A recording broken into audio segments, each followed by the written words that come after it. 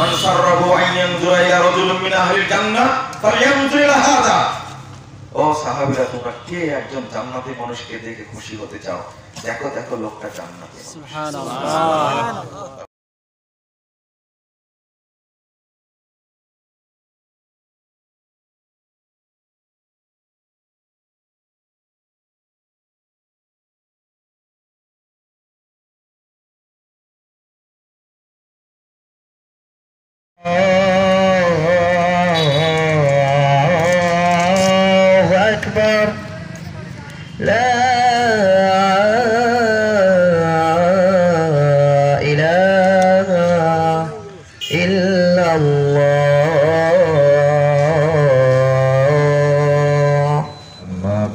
فإن خير الحديث كتاب الله وخير الهدي هدي محمد صلى الله عليه وسلم وشر الأمور محدثاتها وكل محدثة بدعة وكل بدعة ضلالة وكل ضلالة في النار.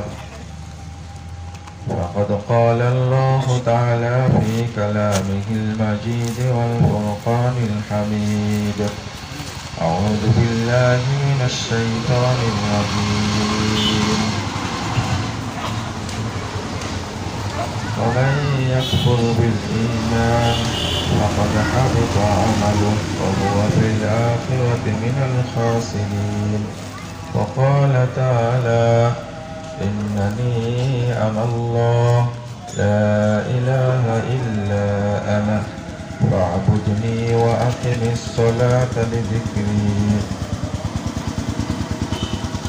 عن أبي هريرة رضي الله عنه قال: قال رسول الله صلى الله عليه وسلم: أول ما يحاسب به العبد يوم القيامة الصلاة، فإن صلحت صلح سائر عمله وإن فسدت فسد سائر عمله. رواه الطبراني في الأوسط بإسناد صحيح. যাবতীয় হামদ সানা রব্বুল আলামিনের জন্য, দরুদ তাসলিম বর্ষিত হোক শেষ নবী আহমদ মুস্তাফা মুহাম্মদ মুস্তাফা সাল্লাল্লাহু আলাইহি ওয়াসাল্লামের প্রতি।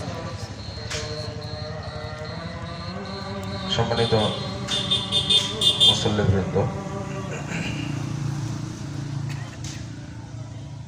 বিশুদ্ধ আকীদার গুরুত্ব এই বিষয়টা নিয়ে আপনাদের সামনে আলোচনা করব ইনশাআল্লাহ। শেষে আকীদার উপরে ভিত্তি করে আমাদের সালাত আদায় করতে হবে সে বিষয়ে ইঙ্গিত দেব ইনশাআল্লাহ। আকীদা মুসলিম জীবনের মূল ভিত্তি। যার আকীদায় সমস্যা থাকবে ওই ব্যক্তির কোনো ইবাদতই আল্লাহ দরবারে কবুল হবে না। এজন্য প্রত্যেক মুসলিমের উচিত আকীদা বা তাওহীদ সম্পর্কে জ্ঞান অর্জন করা।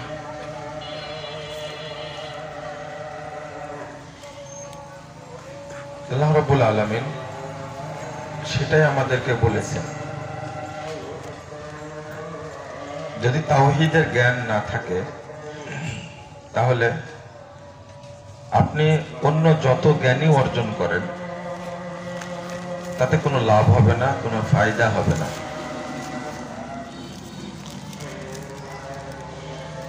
আল্লাহ রাব্বুল আলামিন বলেছেন: ইকরা বিসমি রাব্বিকাল্লাযী খলাক।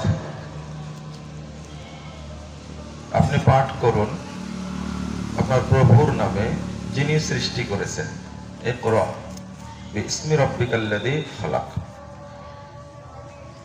এটা রবকে চিনার জন্য, আল্লাহকে জানার জন্য আমাদের পড়তে বলেছেন। এটা হলো ফরজ দায়িত্ব। কিভাবে রবকে চেনা যাবে সেই প্রচেষ্টা চালানো। কিন্তু দুর্ভাগ্য হলো আমরা বাংলা সাহিত্যের পণ্ডিত হতে চাচ্ছি, ইংরেজি সাহিত্যের পণ্ডিত হতে চাচ্ছি, রসায়নবিদ হতে চাচ্ছি, রাষ্ট্রবিজ্ঞানী হতে চাচ্ছি, অর্থনীতিবিদ হতে চাচ্ছি, বিজ্ঞানী হতে চাচ্ছি, এইগুলো সব নফল। ফরজ যে দায়িত্ব, এই দায়িত্বের ব্যাপারে আমরা খুবই উদাসীন। প্রত্যেকের প্রচেষ্টা এটাই যে আমি আমার সন্তানকে বড় শিক্ষিত বানাবো, ব্যারিস্টার বানাবে অথবা জাজ বানাবে। এই চিন্তাতেই মানুষ সন্তানকেও শিক্ষা দেয়, অথচ এগুলো হলো নফল বিষয়, যেটা কিয়ামতের মাঠে আল্লাহ জিজ্ঞেস করবেন না। আল্লাহ জিজ্ঞেস করবেন ফরজ ইবাদত সম্পর্কে। ফরজের ক্ষেত্রে যদি শর্ট পড়ে তখন নফল উপকারে আসবে। তাহাজ্জুদ কিয়ামতের মাঠে উপকারে আসবে না, এটা নফল ইবাদত। এটা যেহেতু বুঝেন আপনারা, সুতরাং লা ইয়ালামুনা যাহিরাতাম মিনাল হায়াতিদ দুনিয়া, ইয়ালামুনা যাহিরাতাম মিনাল হায়াতিদ দুনিয়া, মানে দুনিয়াবী জীবনের যে ইলম জ্ঞান, যেটা এটা কিয়ামতের মাঠে কোনো উপকার দিবে না। আপনাকে উপকার দিবে যেগুলো আল্লাহ জানাকে ফরজ করেছেন, সেগুলো উপকার দিবে। মানে গণিত শাস্ত্রে তুমি কি অবদান রাখছো, এটা আল্লাহ জিজ্ঞেস করবেন না। পদার্থ বিজ্ঞানে তুমি কি অবদান রাখছো, তুমি নোবেল পেয়েছে কিনা, এটা আল্লাহ জিজ্ঞেস করবেন না। কবরেও জিজ্ঞেস করবে কিন্তু তোমার রব্বুক, তোমার রবকে। রবকে তোমরা কেউ চিনি না। ওমা দীনুক, তোমার দিন কি? আমরা কিন্তু কেউ জানি না দিন কি, দিনকে চিনি না। ওমান হাদার রাজুল আল্লাযী বুইসা ফীকুম, ওই ব্যক্তিকে যাকে তোমাদের মধ্যে পাঠানো হয়েছিল, তোমার নবীকে। তো নবীকে তো চিনি না আমরা। নবীকে চিনি এই মর্মে, নবী মারা গেছেন, কবর থেকে এখনো আমাদের সাথে যোগাযোগ রাখেন। তিনি গায়েব জানতেন, এখনো গায়েব জানেন। তার কাছে কিছু চাইলে তিনি দেন। নবীকে তো এইভাবে চিনি, তাই না? এই চেনাটা হলো শিরকে আকবার। এমন ভাবে নবীকে চিনি যে চিনলে একজন ব্যক্তি ইসলাম থেকে অটো বহিষ্কার হয়ে যাবে। ওই চিনে, এইভাবে নবীকে চিনে যদি কেউ মারা যায়, ও জাহান্নাম থেকে বের করার কোনো পথ নাই। আল্লাহকে যেমন চিনি আমরা, আমার রব্বুক বললাম তো, তোমার রবকে চিনি ফিকুল্লে মাকান, আল্লাহ সব জায়গায় আছে, এইভাবে চিনি রবকে। আল্লাহ বাঁশতলায় থাকে, গাছতলায় থাকে, মসজিদে থাকে, মাদ্রাসায় থাকে, হাটে বাজারে, কুকুরের মধ্যে, শিয়ালের মধ্যে, বানরের মধ্যে, শুয়োরের মধ্যে, আল্লাহ সবার মধ্যে থাকে। নাউযুবিল্লাহ, আস্তাগফিরুল্লাহ। এই বিশ্বাস, এইভাবে আল্লাহকে চিনে মরলে মানে জাহান্নাম থেকে বের হওয়ার কোনো পথ থাকবে না। জান্নাতে যাওয়ার বিষয়টা অনেক পরে, জাহান্নাম থেকে বের হবে এর কোনো অপশন, পথ শরীয়তে নাই। এই জন্য আল্লাহ বলছেন ইকরা বিসমি রাব্বিকাল্লাযী খালাক, পড়ুন আপনার প্রভুর নামে যিনি আমাকে সৃষ্টি করেছেন। আল্লাহ আমাকে সৃষ্টি করেছেন, সেই আল্লাহ সম্পর্কে জানি না, এর চেয়ে বড় ব্যর্থতার কিছু নেই। আমরা মনে করি আল্লাহ নামাজ সম্পর্কে জিজ্ঞেস করবে, তুমি নামাজ পড়েছিলে কিনা। কবরে নামাজের ব্যাপারে জিজ্ঞেস করবেন? হ্যাঁ, কবরে কি নামাজের ব্যাপারে জিজ্ঞেস করবেন? তিনটা প্রশ্নের মধ্যে নামাজের কথা আছে না। তাহলে মোহাম্মদকেও চিনি না। যে মোহাম্মদকে চিনি আমরা, সেটা কিন্তু নবী না। বুঝতে পারলেন? আপনি আমি যে মোহাম্মদ চিনি, এই মোহাম্মদ কিন্তু নবী না। আল্লাহ যে মোহাম্মদ সাল্লাল্লাহু আলাইহি ওয়াসাল্লামকে পাঠিয়েছেন, সেই মোহাম্মদকে চিনতে হবে। তার উপরে আল্লাহ ওহী নাজিল করেছেন। তিনি শেষ নবী ছিলেন। তিনি মারা গেছেন, তিনি মাটির তৈরি, মারা গেছেন। পৃথিবীর কারোর সাথে এখন আর সম্পর্ক নেই। ইনি হলেন আল্লাহর প্রেরিত শেষ নবী মুহাম্মদ সাল্লাল্লাহু আলাইহি ওয়াসাল্লাম। এই নবী মুহাম্মদ আর মানুষ যে নবীর অনুসরণ করে সেই মুহাম্মদের মধ্যে কোনো সম্পর্ক আছে? না, কোনো সম্পর্ক নেই। তাহলে নবী সম্পর্কেও জানি না, আল্লাহ সম্পর্কেও জানি না। এখন থাকলো কি আরেকটা প্রশ্ন, ওমা দিনুক, তোমার দিন কি ছিল? দিন কি? ইসলাম, তাই না? ইসলাম চিনি না। ইসলামের কেউ অনুসরণ করে না। রাজনীতিবিদরা অনুসরণ করে, কেউ সেকুলারিজমের অনুসরণ করে, কেউ ন্যাশনালিজমের অনুসরণ করে, কেউ ডেমোক্রেসির অনুসরণ করে, কেউ কমিউনিজমের অনুসরণ করে, আর কেউ খারেজি, কেউ শিয়া, কেউ মুরজিয়া, কেউ মুতাজিলা, কেউ জাহমিয়া, কেউ জাবরিয়া, কেউ রাফেজি, কেউ আশারি, কেউ মাতরুদি, কেউ নুসাইরি, কেউ ইসমাইলি, কেউ চিস্তি, কেউ মুজাদ্দিদি, কেউ নকশবন্দি, কেউ কাদেরি। বাংলাদেশের কথা বলি, আপনারা এগুলো তো জানেনই। আইনাল ইসলাম, ইসলাম কই এখানে? বুঝেননি মনে হয়, তাই না? যে ইসলাম অনুসরণ করছেন, আমরা যে ইসলাম অনুসরণ করি, এই ইসলাম কি আল্লাহ প্রেরিত ইসলাম? না, ভাগ হয়ে গেছে। কেউ হানাফি, কেউ শাফি, কেউ মালিকি, কেউ হাম্বলি, তাই না? কেউ তো বলি না যে আমি ইসলাম মানি। কেউ মানে মাযহাব, কেউ মানে তরিকা, কেউ মানে পীর ফকিরকে। ইসলামকে মানে কে? আমি যে প্রশ্নের উত্তর দেব, ওমা দীনুক, তোমার দিন কি ছিল? উত্তর কি হবে? ইসলাম। শোন, এখানে মিথ্যা কথা বলতে পারলে কবরে হবে না। ওই হিসাব করার দরকারই নেই। যদি মনে করেন যে মুখস্থ করে নিয়ে যাব, তাহলে কোনো কথাই নেই। এটা কোনো ব্যাপার হলো? রব আল্লাহ, যে রবের ইবাদত করেছে ওই রবকে তো কবরে খুঁজে পাওয়া যাবে না। যাবে? যে ইসলামের অনুসরণ করেছে ওই ইসলাম কবরে পাওয়া যাবে? আর এমন একটা জায়গা, ওখানে কেউ ফোনও দিবে না। ফোন দিবে? মানুষ কত বোকা! আজীবন পীরের দরগায় ঘোরাফেরা করে, দরবেশ বুজুর্গ পূজা করে করে কবরে যখন যাবে তখন কেউ তাকে সহযোগিতা করবে না।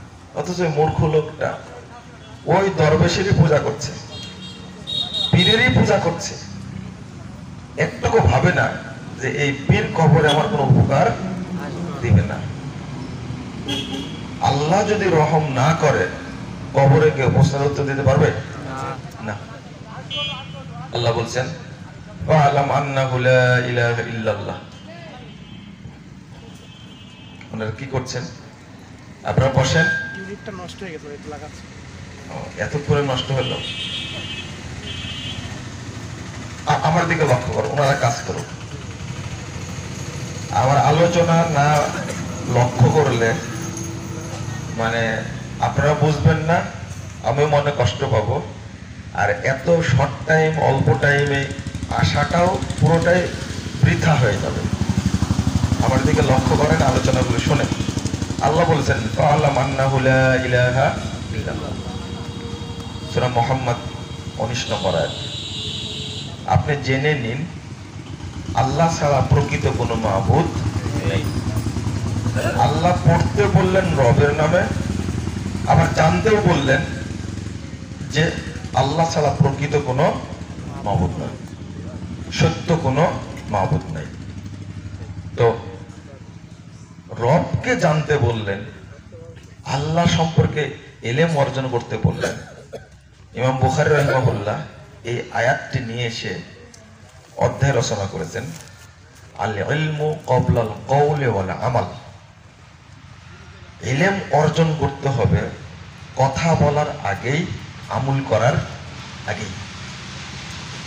তাই কার ইলম জানতে হবে? কিসের ইলম? নামাজের ইলম। হ্যাঁ, আল্লাহ এখানে বললেন, জানতে বললেন কি সম্পর্কে? নামাজ সম্পর্কে, হ্যাঁ, যাকাত সম্পর্কে।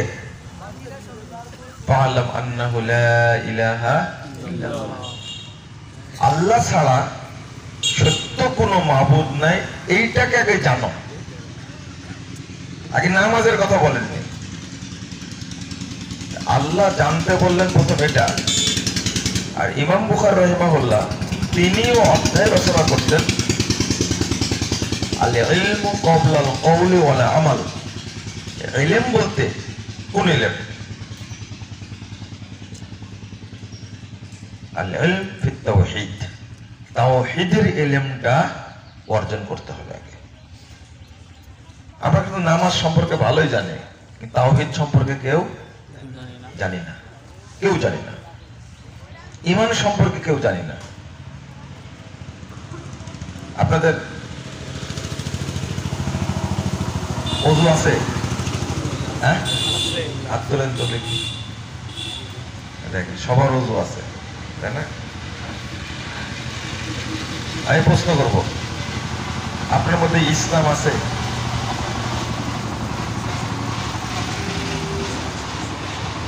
কেউ সাহস পাচ্ছে না। ঈমান আছে? হ্যাঁ,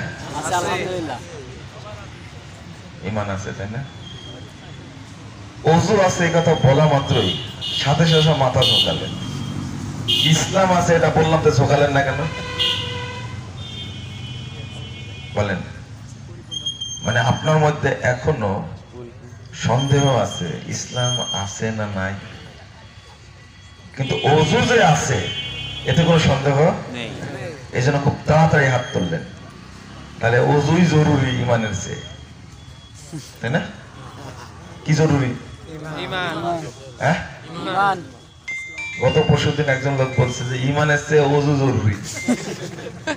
আমি বললাম যদি কেউ ওযুবিহীন মারা যায় তাহলে ও জান্নাতে যাবে কিনা? যাবে। আপনারা বলেন তো, ওযু ছাড়া যদি কেউ মারা যায় জান্নাতে যাবে? কিন্তু ঈমান ছাড়া কেউ যদি মারা যায় যাবে না। এখন ওই লোক বলছে যে ওযু জরুরি, ঈমানও জরুরি। ওযু যদি জরুরি হয়, আপনারা যেভাবে উত্তর দিলেন তাতে মনে হলো কি ওযুই জরুরি। ওযু আছে এজন্য হাত তুললেন, কিন্তু ঈমান নাই। ঈমান আছে কিনা এই প্রশ্নের উত্তরে সবাই তাকাতাকি করছেন, কি উত্তর হবে? লা ইলাহা ইল্লাল্লাহ। তাহলে বুঝতে হবে যে ঈমান যে জরুরি, ইসলাম থাকা যে জরুরি, এই ব্যাপারে আমি জরুরি না, তাই না? আমার মধ্যে জরুরত নেই। আমি এই কথাটা বললাম এই জন্য, ওযু আছে কিনা এই মর্মে যেমন শর্ট করে উত্তর দিলেন, 1 সেকেন্ডের আগেই উত্তর দিলেন ওযু আছে, কিন্তু ঈমান আছে আপনার মধ্যে, ইসলাম আছে, এই প্রশ্নের উত্তর হবে আরো 1 কোটি গুণ আগে। এবার বুঝতে পারছেন? আচ্ছা, ওযু আছে এটা নিশ্চিত হয়ে তাড়াতাড়ি বলতে পারলেন কেন জানেন? মানে ওযু ভঙ্গের কারণ জানেন আপনি, তাই না? ওযু ভঙ্গের কারণ জানেন বলেই কি আপনি নিশ্চিত ওযু আছে। আবার না থাকলেও বলতেন কি ওযু নেই। ভঙ্গের কারণ জানেন। আমরাও কিন্তু হাত তুলতে পারতাম যে ঈমান আছে, যদি জানতাম যে ঈমান থাকে কি করলে আর না থাকে কি করলে, তাহলে বলতে পারতাম, তাই না? ঠিক। তাহলে ওযুর চেয়েও আপনাকে জানতে হবে আমার ঈমান আছে। কথা বুঝতে পারলেন? তাহলে আগে জেনে নিতে হবে ঈমান থাকে নাকি কি করলে। রোজা আছেন? কে কে রোজা নাই? হাত তোলেন তো। কেউ নাই। কত তাড়াতাড়ি হাত তুলেছে দেখেন, তাই না? আপনার নামাজ কবুল হয়? হাত তুলে দেখি কার সাহস আছে। হ্যাঁ, আল্লাহ ভালো জানে, আপনি জানেন না। এই দেখেন আল্লাহর উপরে চাপাই দিলেন। আর যখন জিজ্ঞেস করলাম রোজা আছেন কিনা, তখন সবাই হাত তুলো নাই। এই জায়গায় হলো পার্থক্য। রোজা ভঙ্গের কারণ জানেন, ওযু ভঙ্গের কারণ জানেন, কিন্তু নামাজ যে ভঙ্গ হয়ে যায় সেই কারণ জানেন না। আপনাকে জানতে হবে ঈমান যে ভঙ্গ হয়ে যায় এটা জানেন না। এইটাই আমাদের বড় ব্যর্থতা। এই এলেমটুকুই নাই। আমরা কত জানি চিন্তা করেন, আমাদের এলেম কত চিন্তা করেন, এই এলেমটুকুই নাই যে আমার নামাজ কবুল হচ্ছে কিনা, নামাজ কবুলের শর্ত কি সেটুকু জানি না আমরা। আস্তাগফিরুল্লাহ, আমাদের এলেম এত বেশি, এলমের দৌড়, জানার দৌড় কত গভীরে, এটা জিজ্ঞেস করলে পাওয়া যায়। আপনাদের প্রতি একান্ত অনুরোধ থাকবে, আপনারা আকীদা ঈমান যাচাই করে নেবেন, ইসলামটা যাচাই করে নেবেন। যাচাই না করে আপনি কখনো দাবি করেন না যে আমি ঈমানদার, আপনি কখনো দাবি করেন না আমি মুসলিম। জেনে বলবেন, ওযু আছে বললেন কি আছে, রোজা নাই বললেন কি নাই, ঠিক আপনি মুসলিম জেনে বলবেন আমি কি মুসলিম, আমি স্বীকার করছি আলহামদুলিল্লাহ আমি মুসলিম। মানে এমন কোন কাজ করিনি আমি যে ইসলামটা ভঙ্গ হয়ে যাবে, নষ্ট হয়ে যাবে, এরকম কোনো কাজ করিনি। ঈমান আছে, আপনি দাবি করবেন আমার ঈমান আছে, ঈমান নষ্ট হয় এই মর্মে কোনো কর্ম আমি করিনি, এইভাবে বুঝতে হবে। রাসূলুল্লাহ সাল্লাল্লাহু আলাইহি ওয়াসাল্লাম বলেছেন ইন্নামাল আমাল বিন্নিয়াহ, এটা সব হাদিস গ্রন্থে এসেছে। মিশকাতের প্রথম হাদিস, সহিহ বুখারীর প্রথম হাদিস। যাবতীয় আমল নির্ভরশীল কিসের উপরে? নিয়তের উপরে। এটাই হলো ঈমান, এটাই হলো আকীদা, এটাই হলো কি তাওহীদ। তাওহীদের উপরে সব আমল নির্ভরশীল, নিয়তের উপরে সব আমল নির্ভরশীল। দেখেন আপনারা কিন্তু দলিল জানেন, কিন্তু এর গুরুত্বটা জানেন না। দলিল আছে আপনার কাছে কি ইন্নামাল আমাল বিন্নিয়াহ, মুখস্থ সবাই। যাবতীয় আমল নির্ভর করছে, কবুল হওয়ার জন্য নির্ভর করছে কিসের উপরে? নিয়তের উপরে। তো এইটা যদি ঠিক না থাকে, আকীদা যদি ঠিক না থাকে, আমল কবুল হবে না। আমি বলি এইভাবে যে একজন লোক মোবাইলে অ্যাকাউন্ট খোলেনি, এখন তো অনেক অ্যাকাউন্ট, তাই না? বিকাশ, রকেট, নগদ, তাই না? কারো মোবাইলে যদি অ্যাকাউন্ট খোলা না থাকে, ও টাকা দেখতে পাবে? হ্যাঁ, ব্যাংকে যদি অ্যাকাউন্ট খোলা না থাকে টাকা জমা হবে? হবে? দেখেন তো আপনার ছেলে আমেরিকা থেকে লাখ লাখ টাকা পাঠায় আপনার নামে, আপনিও যদি টাকা জমা দিতে যান, আপনাকে জিজ্ঞেস করবে কি অ্যাকাউন্ট আছে, অ্যাকাউন্ট নাম্বারটা দেন, বলবে না? আবার অ্যাকাউন্ট আছে কিন্তু এক সংখ্যা ভুল আছে, টাকা জমা হবে? কিয়ামত পর্যন্ত হবে না। আগে অ্যাকাউন্ট নাম্বারটা শুদ্ধ করতে হবে। প্রথমত বাংলাদেশের অধিকাংশ মানুষের অ্যাকাউন্ট নাই। কি বুঝলেন? বাংলাদেশের অধিকাংশ মানুষের কি নাই? অ্যাকাউন্ট নাই। ইবাদত পড়বে কি করে? শুধু নামাজই পড়ছে, কিন্তু এই নামাজ কবুল হওয়ার অ্যাকাউন্ট যে থাকার দরকার, এই অ্যাকাউন্টটা নেই। আবার কারো অ্যাকাউন্ট থাকলেও কি আছে? ভুল, অ্যাকাউন্টটা শুদ্ধ না। বিশ্বাস আছে কিন্তু বিশ্বাসটা ঠিক না। যেমন আগে বললাম, বাংলাদেশের সমস্ত মানুষের বিশ্বাস আল্লাহ নিরাকার। এই বিশ্বাস ঠিক না।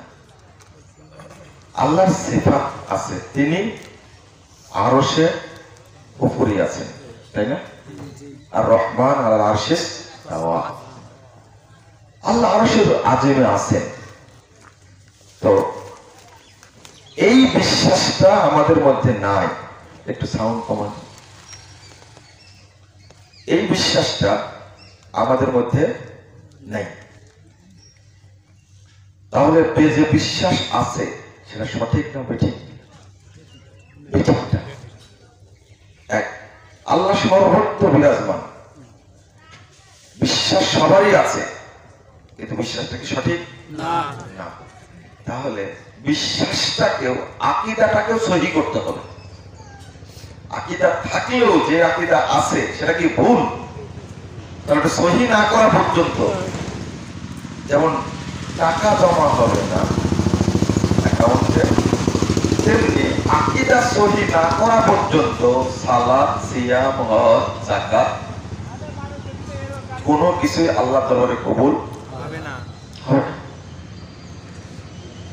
আপনাদেরকে প্রশ্ন করি, আগে আকীদার জ্ঞান অর্জন করার দরকার না সালাতের জ্ঞান অর্জন করার দরকার?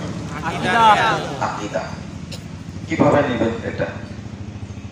আল্লাহ রাব্বুল আলামিন বলেন সূরা তাহা 14 নম্বর আয়াত, ইন্নানি আনাল্লাহ, নিশ্চয় আমি আল্লাহ, লা ইলাহা ইল্লা আনা, আমি ছাড়া কোনো ইলাহ নেই, আমি ছাড়া প্রকৃত কোনো সত্য কোনো মাবুদ নেই।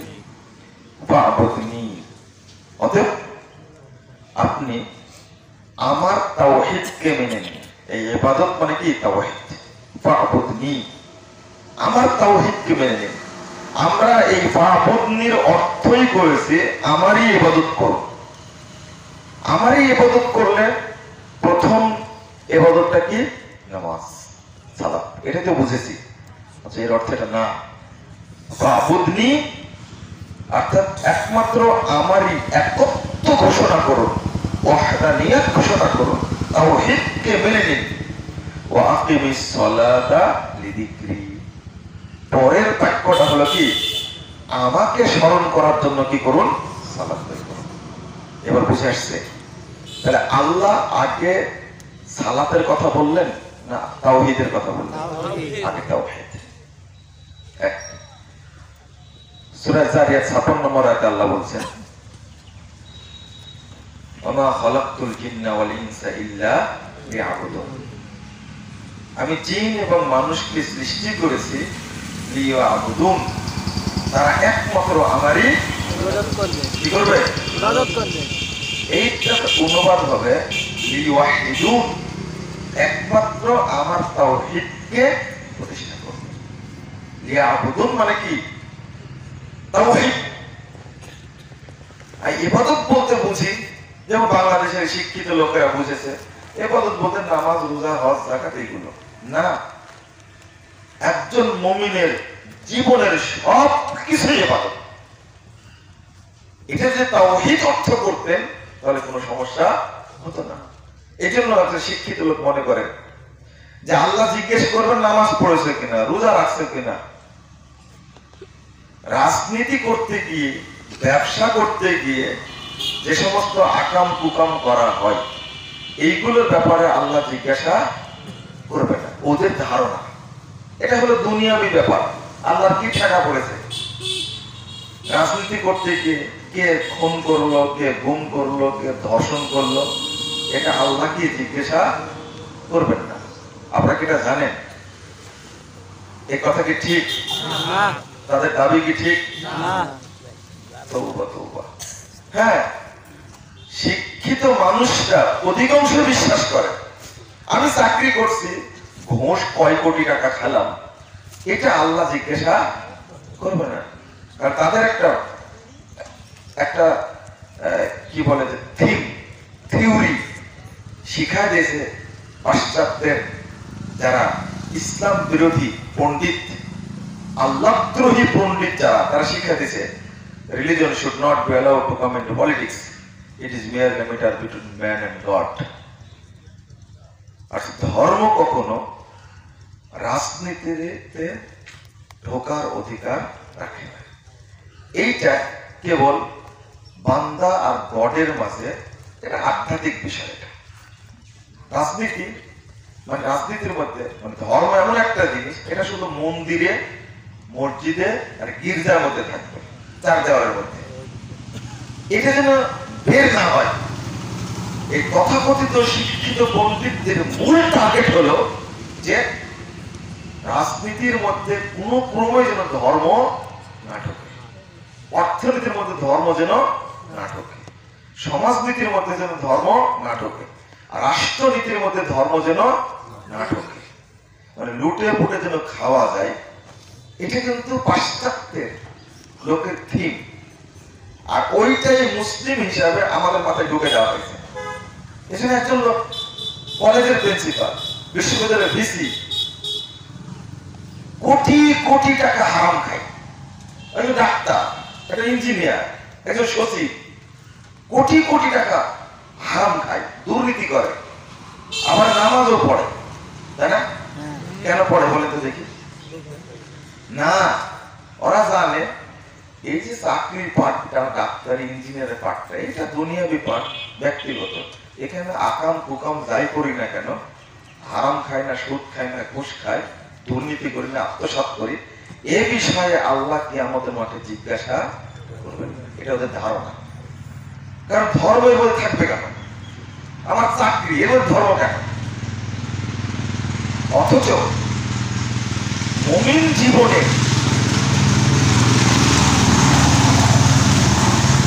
মুমিন জীবনের কোন একটি বিষয় ধর্মের বাহিরে একটাও না। তাদের জানা উচিত এটাই হলো তাওহীদ। একজন ব্যক্তি হাল চাষ করতে যায়, লাঙ্গল চাষ করতে যায়, সে যখন বাড়ি থেকে বের হয় তখন বলে বিসমিল্লাহি তাওয়াক্কালতু আলাল্লাহ লা হাওলা ওয়ালা কুওয়াতা ইল্লা বিল্লাহ। যখন কাজ শুরু করে তখন কি বলে? বিসমিল্লাহ। শেষ হলে বলে কি? আলহামদুলিল্লাহ। এটা ইবাদত না? সালাতের ক্ষেত্রে যেমন ইসলাম বিধান দিয়েছে, ঠিক জমি চাষের ক্ষেত্রেও ইসলাম বিধান দিয়েছে, তাইনি? হ্যাঁ, স্বাধীনতা আপনার আছে। আপনার জমিতে আপনি রসুন লাগাবেন, রসুন চাষ করবেন না পেঁয়াজ চাষ করবেন না আলু চাষ করবেন না গম চাষ করবেন না ধান চাষ করবেন, সেই এখতিয়ার আপনার। কিন্তু আপনি আপনার আইন সীমানা অতিক্রম করে অন্যের এক ধুল পর্যন্ত আপনি দখল করতে পারবেন না। এটা নিষেধ, এটা হারাম। হ্যাঁ, আপনি চাষ করেন, বৈধ যে কোনো জিনিস আপনি চাষ করেন, স্বাধীনতা আছে, কিন্তু গাঁজা চাষ করতে পারবেন না। পারবেন? তাহলে এটা তো হারাম। তামাক চাষ করতে পারবেন না, এটা কি হারাম? তাহলে বুঝতে হবে স্বাধীনতা আছে, কিন্তু মূলনীতি দেওয়া আছে। এই মূলনীতির বাইরে যাওয়া যাবে না। কেন? শরীয়তে নাই বিচার ও প্রশাসন অধ্যায়, কিতাবুল ইমারত নাই। এটা অর্থ কি? এটাই হলো তাওহীদ। যদি আমরা অনুবাদ করতাম ওমা খালাকতুল জিন্না ওয়াল ইনসা ইল্লা লিয়াবুদুন, এটার অর্থ যদি করতাম তাওহীদ প্রতিষ্ঠা করার জন্যই আল্লাহ আমাকে কি করেছেন? সৃষ্টি করেছেন। তাওহীদ প্রতিষ্ঠা, এই অনুবাদটা করা থাকলে আমি বুঝতাম আমি কলেজের প্রিন্সিপাল, আমি দায়বদ্ধ কমিটির কাছেও না, এমপির কাছেও না, বোর্ডের কাছেও না। আমি প্রথম দায়বদ্ধ কার কাছে? আল্লাহর কাছে। অতএব আমি নিয়োগ বাণিজ্য করতে গেলে ধরা খাবো কার কাছে? আল্লাহর কাছে। এই ব্রেনটা যদি কলেজের প্রিন্সিপালের, বিশ্ববিদ্যালয়ের ভিসি থাকতো, তাহলে কলেজে দুর্নীতি, এটাই তাওহীদ। 10টায় কলেজ খুলবে, বিশ্ববিদ্যালয় 10টায় খুলবে, কাউকে ভয় করার দরকার নাই। প্রিন্সিপালের ভয় করা উচিত। আমার ডিউটি 10টায় যেতে হবে, 5টায় বেরিয়ে আসতে হবে। আমি যদি ফাঁকি দিই তাহলে বেতনটা খাওয়া আমার জন্য কি হারাম। হারাম হারাম। এটা হাসিনা জানার দরকার নাই, ব্যক্তিগত জানার দরকার নাই, এমপি জানার দরকার নাই। আমি জানলেই হবে কেউ কলেজের প্রিন্সিপাল, আমাকে জবাব দিতে হবে কার কাছে? আল্লাহর কাছে। এই জ্ঞানটা যদি থাকতো তাহলে কেউ দুর্নীতি করতো না। এটাই তাওহীদ, এটাই তাওহীদ। আমি যখন ঘুম থেকে উঠেছি তখনই বলেছি আলহামদুলিল্লাহিল্লাযী কি আহইয়ানা বাদা মা আমাতানা ওয়া ইলাইহিন নুশুর। আমি এটা বলেছি বাথরুমে যাওয়ার সময়, দরজা খোলার সময়, রুমের দরজা খোলার সময় বলেছি বিসমিল্লাহ। যখন আমি বেড থেকে নেমে ঘর থেকে বেরিয়ে স্যান্ডেলটা যখন আমি পায়ে দিয়েছি প্রথম দিয়েছি কি ডান পা। বাথরুমে যখন যাচ্ছি তখন প্রথম পড়েছি বিসমিল্লাহি আল্লাহুম্মা ইন্নী আউযু বিকা মিনাল খুবুসি ওয়াল খাবাইস। বাথরুম করেছি, আমি তৈরি করেছি পূর্ব পশ্চিমে না, কি করেছি? উত্তর দক্ষিণে করেছি। এটা কার বিধান? আল্লাহর। বাথরুম থেকে বেরিয়ে আসছি আমি যখন মানে নিজে যখন পরিচ্ছন্ন পরিষ্কার হয়েছি তখন বাম হাত ব্যবহার করেছি। কার বিধান? আল্লাহর বিধান। ওযু করেছি কি বলে? বিসমিল্লাহ বলে। ওযু করার পরে দোয়া পড়েছি কি? আশহাদু আল্লা ইলাহা ইল্লাল্লাহ ওয়াহদাহু লা শারীকা লাহু ওয়া আশহাদু আন্না মুহাম্মাদান আবদুহু ওয়া রাসূলুহু। পড়েছি আল্লাহুম্মা জাআলনা তাওয়াবিন ওয়া জাআলনা মুতাহহিরিন। পড়েছি বাড়ি থেকে বেরিয়ে যাচ্ছি বিসমিল্লাহি তাওয়াক্কালতু আলাল্লাহি লা হাওলা ওয়া লা কুওয়াতা ইল্লা বিল্লাহ। সব ইবাদতের মধ্যে না? এটাই হলো তাওহীদ। এটাকে যদি বোঝাতে পারতাম তাহলে কোনো সমস্যা হতো না। একজন মন্ত্রী তার দায়িত্ব, ডিউটি, যেটা ক্ষমতার অপব্যবহার করবে না, তার ডিউটি পালন করবে, তাই না? এটাও তাওহীদ।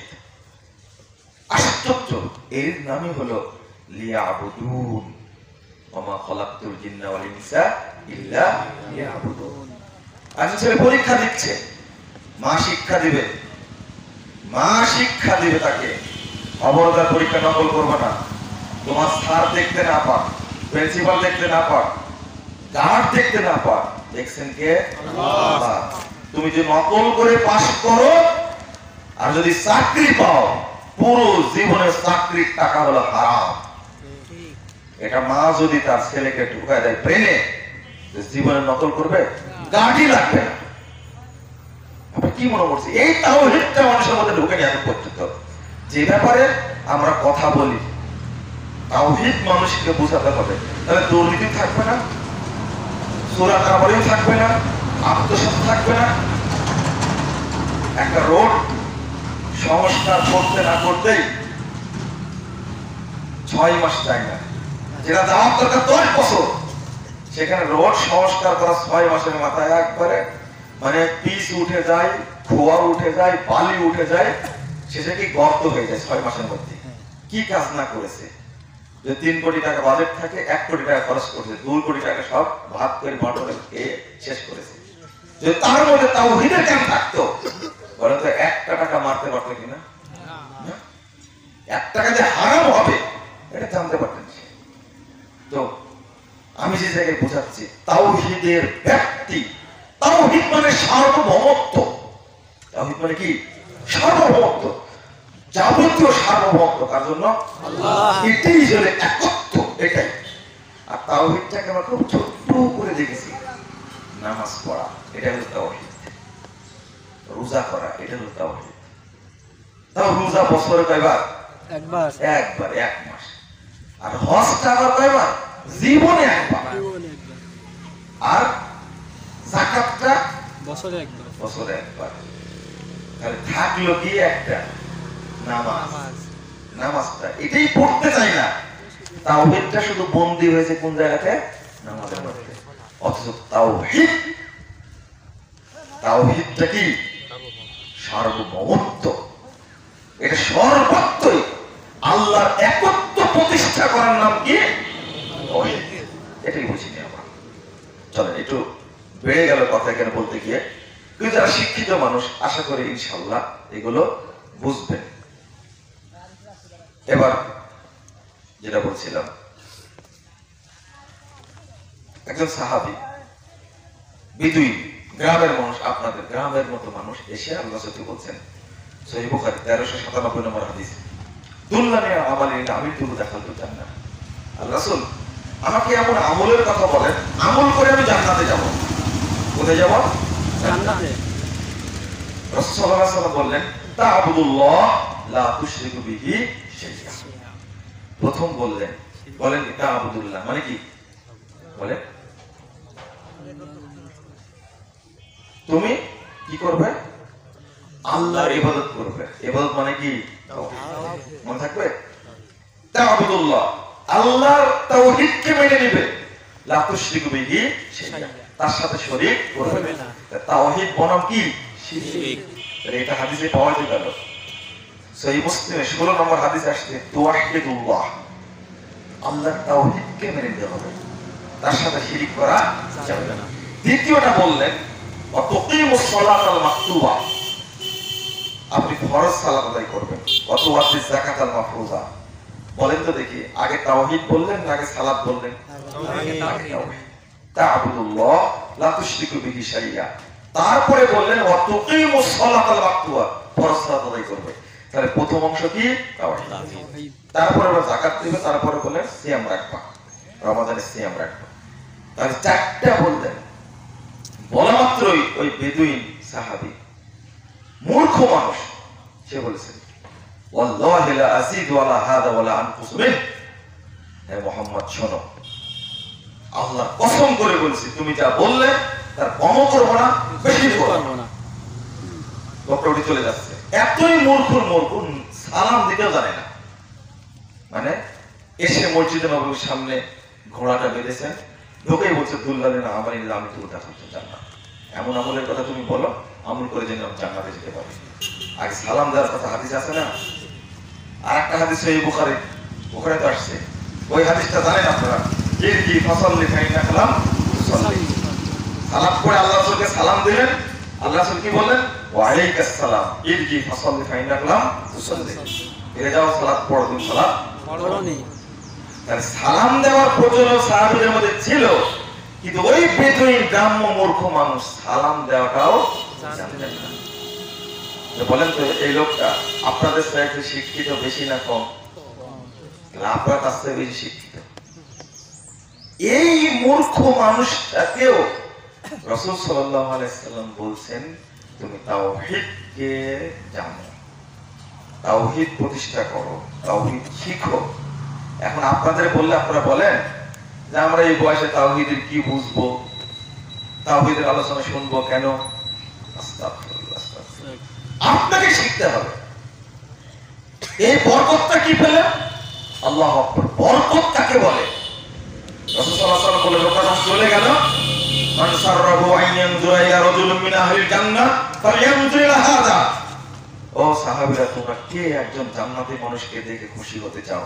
দেখো দেখো লোকটা জান্নাতি। সুবহানাল্লাহ। তাওহীদের বলে, ও তো নামাজ পড়েনি, ও তো রোজা করেনি, সালাত পড়েছে না, হজ করেছে না, জান্নাতি হলো কি করে?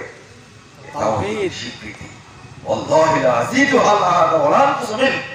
মনে রাখবেন, আপনার নামাজ আছে, রোজা আছে, হজ আছে, যাকাত আছে, সব ইবাদত আছে, কি নাই? তাওহীদ নেই। আপনার সালাত, সিয়াম, হজ, যাকাত এগুলো কোনোই লাভ নাই, সব বৃথা, সব বাতিল। আর কোন ব্যক্তির সালাত, সিয়াম, হজ, যাকাত কিছুই নেই, আছে শুধু কি? তাওহীদ। এই লোকটা জান্নাতে যাবে। বলেন তো, আগে নামাজ পড়ার প্রশিক্ষণ দরকার না তাওহীদের প্রশিক্ষণ দরকার? কিভাবে আপনাকে বুঝাবো? আমি তো বুঝাতে পারি না। রাসূল সাল্লাল্লাহু আলাইহি ওয়াসাল্লাম পাঠাচ্ছিলেন ইয়ামানে মুআয বিন জাবালকে। 7372 নম্বর হাদিস সহিহ বুখারীর মধ্যে এসেছে। আল্লাহ রাসূল মুআযকে বলছেন, ইন্নাকা তাকদামু আলা কওমিন মিন আহলিল কিতাব।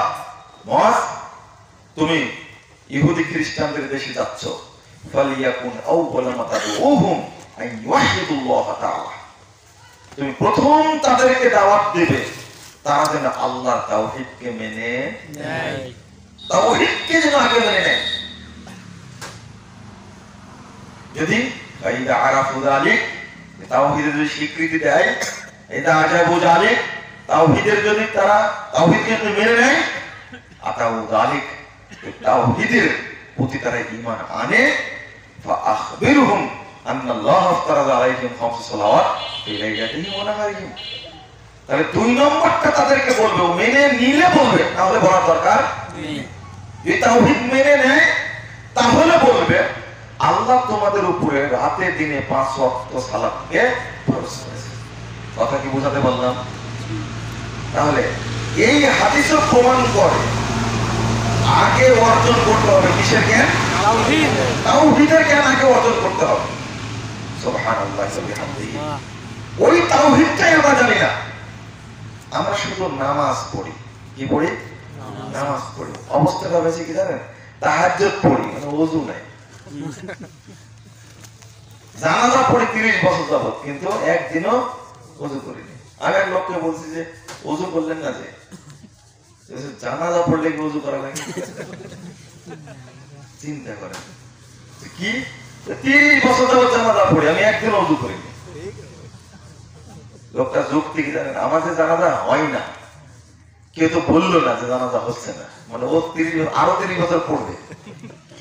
যুক্তি দেখে নাকি? আমাদের অবস্থা ঠিক ওই রকম। আমাদের প্রস্তুতি খুব ভালো, নামাজের প্রস্তুতি, নামাজ পড়ো, নামাজ না পড়লে কাফের হয়ে যাবে ইত্যাদি। কিন্তু যে জায়গায় নামাজ পড়ছি সেটা হলো গোরস্থান। কি গোরস্থানে নামাজ পড়ে নামাজ হবে? আমাদের অবস্থা তাই। হজ করতে যাচ্ছি, যাকাত দিচ্ছি, সিয়াম পালন করছি, সালাত আদায় করছি, ঈমান নাই। হাদিসটা কোথায় রাখবেন? মুসান্নাফ ইবনে আবি শাইবা 30992 নম্বর হাদিস।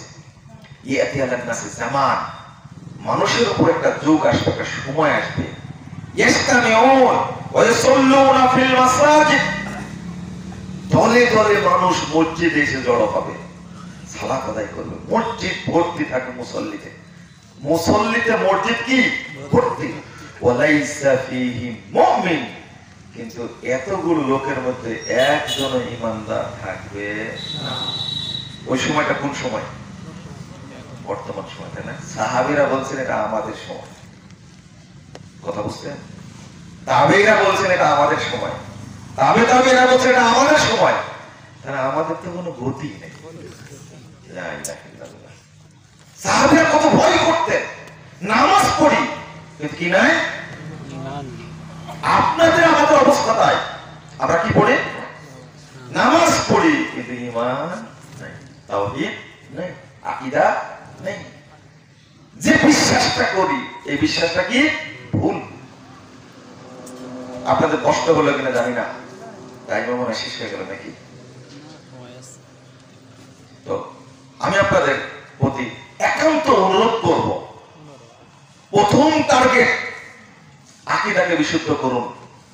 রাসূল সাল্লাল্লাহু আলাইহি ওয়াসাল্লামের উপরে প্রশ্নের উত্তর দেন দেখি। প্রথম নাযিল হয়েছিল কি? ইকরা বিসমি, কোন বিধান নাযিল হয়েছিল? ইকরা পড়ো। পড়ো না সালাত নাযিল হয়েছিল? না।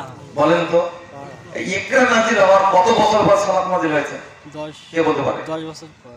10 বছর পরে। চিন্তা করেন, 10 বছর, 13 বছর পর নাযিল হয়েছে। কয় বছর? 13 বছর। 13 বছর পরে সালাত নাযিল হয়েছে। সিয়াম নাযিল হয়েছে কত বছর পরে?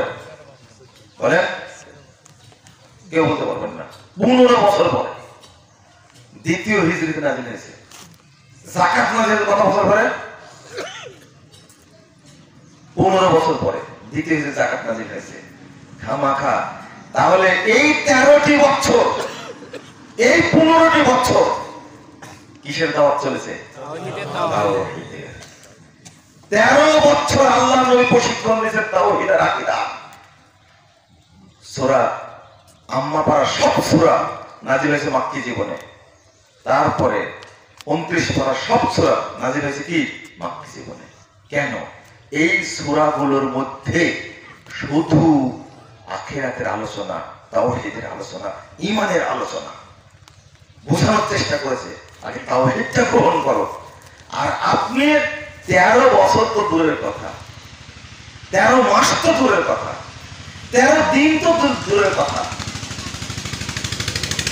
13 ঘন্টা তো দূরের কথা, আপনি 13 মিনিটও আজ পর্যন্ত ব্যয় করেন নিজের তাওহীদটা বুঝি।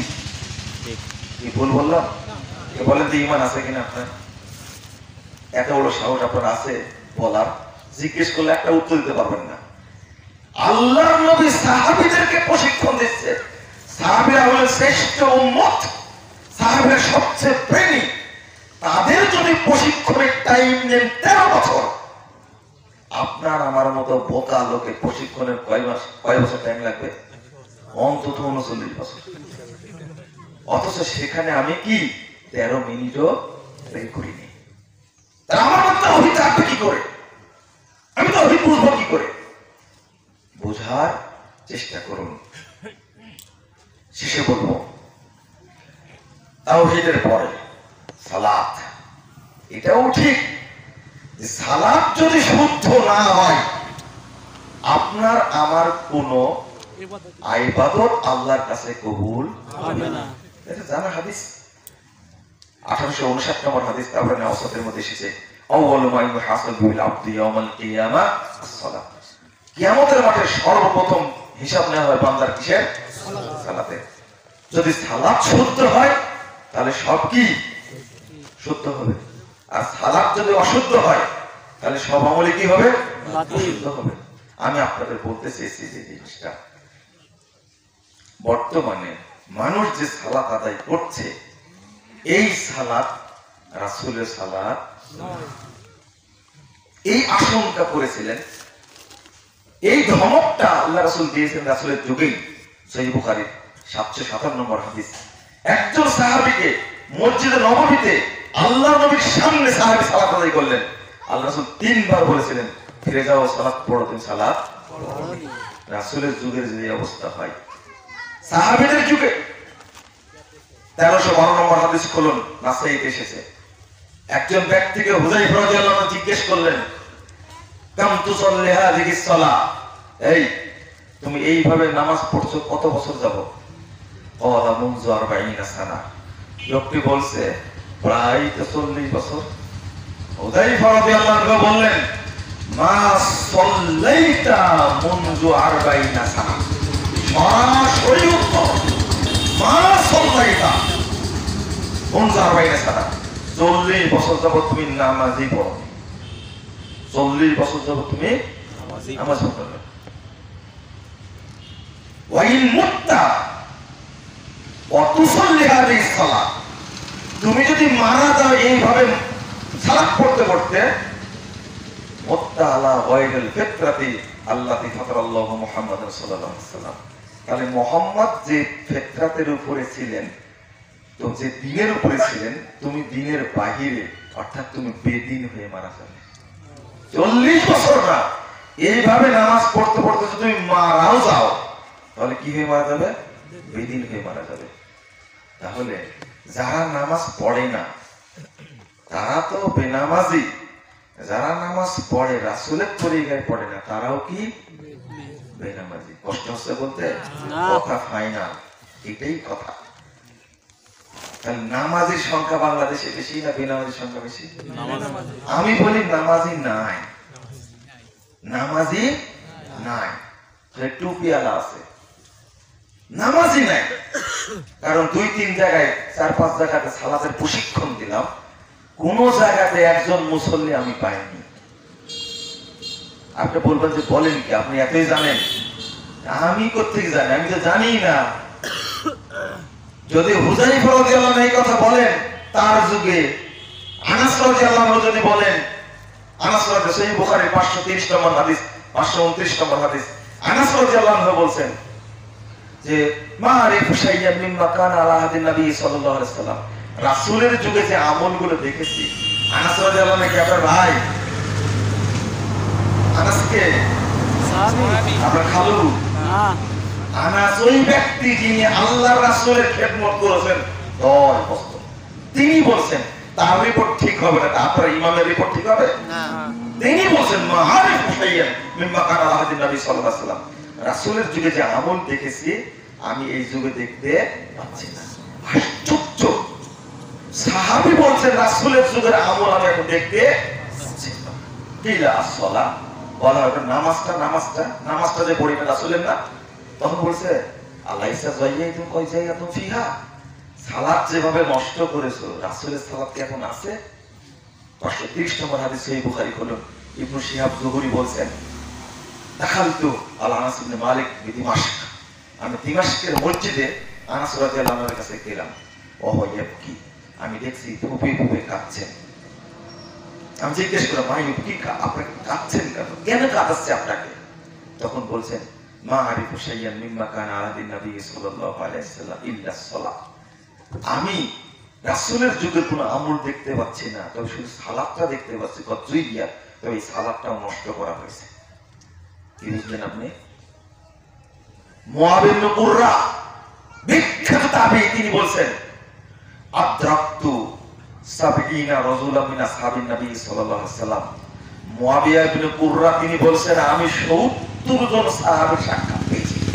কত বড় তাবী বলেন তো, 70 জন সাহাবীর সাক্ষাৎ পেয়েছেন, কত বড় তাবী। তিনি বলছেন লাউ খরাজু ফিকুল ইয়াম,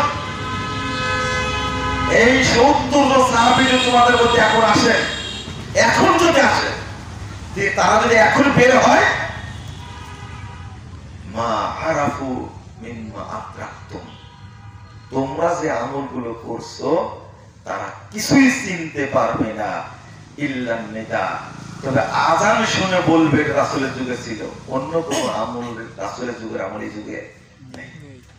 হাসান বসরি রাদিয়াল্লাহু আনহু বলছে তারাই যদি সালাত না পান, 10 লক্ষ হাদিসের হাফেজ ইমাম আহমদ ইবনে হাম্বল রাহিমাহুল্লাহ বলেন লাউ সাল্লাইতা ফি মিয়াতি মসজিদিন, বর্তমান যুগে যদি 100 মসজিদে সালাত আদায় করো, মা রাআইতা আহলা মসজিদিন ওয়াহিদিন ইয়ুকিমুনাস সালাত আলা মা জাআন নবী সাল্লাল্লাহু আলাইহি ওয়াসাল্লাম ওয়া আসহাবু, 100 মসজিদে যদি সালাত আদায় করো, কোন একটি মসজিদেও রাসূল সাল্লাল্লাহু আলাইহি ওয়াসাল্লাম এবং সাহাবীদের সালাত পাবে না। 241 হিজরির আগের কথা এটা। এই যুগে রাসূলের সালাত পাওয়া যাবে। আপনাদের সাবধান হতে বলছি, আমাকে সাবধান করছি। এরপরে তিনি বলছেন ফাত্তাকুল্লাহ ফি সালাতিকুম, ফাত্তাকুল্লাহ ওয়ানজুরু ফি সালাতিকুম ওয়া সালাতু সাহিবিকুম, তোমরা সালাতের ব্যাপারে হুঁশিয়ার হও, আল্লাহকে ভয় করো। তাহলে আপনারা বুঝবেন আমরা যে নামাজ পড়ি এই নামাজটা রাসূলের কি না।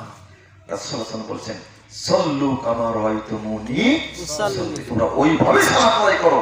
631 নম্বর হাদিস সহিহ বুখারীতে এসেছে, যেভাবে রাসূল সাল্লাল্লাহু আলাইহি ওয়াসাল্লাম বলেন যেভাবে আমাকে সালাত আদায় করতে দেখছো ওইভাবে সালাত আদায় করো। বর্তমানে রাসূলের সালাত খুঁজে পাওয়া যায় না। সালাতের প্রশিক্ষণ নেবেন, আমি রাসূলের তরিকায় সালাত আদায় করতে চাই, আমি জান্নাতে যেতে চাই। সালাতের ওয়াক্ত ঠিক নাই, আসর পরে ওয়াক্তের পরে, ফজর পরে ওয়াক্ত চলে যাওয়ার পরে, জহর পরে ওয়াক্ত চলে যাওয়ার পরে কোথায় হাত বাঁধে, কোথায় কিভাবে রুকু করে, কিভাবে সিজদা করে, কোন দোয়া পড়ে তার হিসাব নিকাশ নাই। দোয়া শিক্ষা দিচ্ছে